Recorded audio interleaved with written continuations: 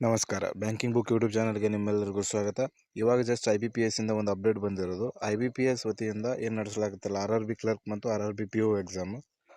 ಕರ್ನಾಟಕದಲ್ಲಿ 800 RRB clerk vacancy ಇದ್ವಲ್ಲ, ಆ vacancy ಆ ಎಕ್ಸಾಮಿನ ಹಾಲ್ ಟಿಕೆಟ್ ರಿಲೀಸ್ ಆಗಿದೆ. ಅಂದರೆ RRB ಕ್ಲರ್ಕಿನ ಪ್ರಿಲಿಮ್ಸ್ ಎಕ್ಸಾಮಿನ ಹಾಲ್ ಟಿಕೆಟ್ ರಿಲೀಸ್ ಆಗಿದೆ.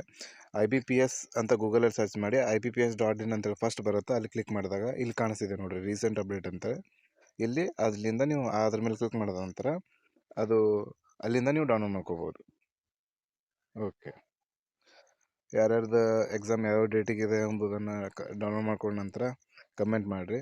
ಬೇರೆ ಯಾವುದೇ ವಿಷಯದ ಮೇಲೆ ನಿಮ್ಗೆ ಏನಾರ ಡೌಟ್ ಇದ್ದರೆ, ಆಮೇಲೆ ಕೆಲವೊಬ್ರದ್ದು ವಿಡಿಯೋ ಡೌನ್ಲೋಡ್ ಮಾಡ್ತಿರ್ಬೇಕಾದ್ರೆ ಏನೇ ಪ್ರಾಬ್ಲಮ್ ಆದರೂ ತಿಳಿಸ್ರಿ ಕಮೆಂಟಲ್ಲಿ, ನಾನು ಅದಕ್ಕೆ ರಿಪ್ಲೈ ಮಾಡ್ತೀನಿ. ಇವಾಗ ಜಸ್ಟ್ ಬಂದಿರೋದ್ರಿಂದ ಸರ್ವರ್ ಸ್ವಲ್ಪ ಬ್ಯುಸಿ ಇರುತ್ತೆ, ನೀವು ಸ್ವಲ್ಪ ಟೈಮ್ ಬಿಟ್ಟು ಡೌನ್ಲೋಡ್ ಮಾಡ್ಕೋಬೋದು.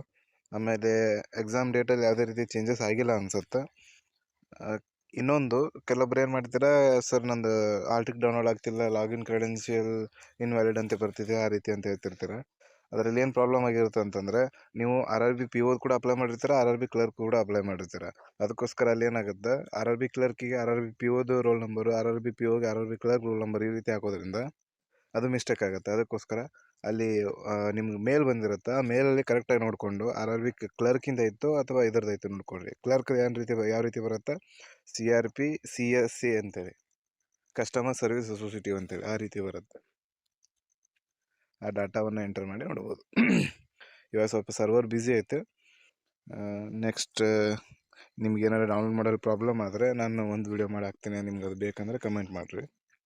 Okay, all the best. Thank you.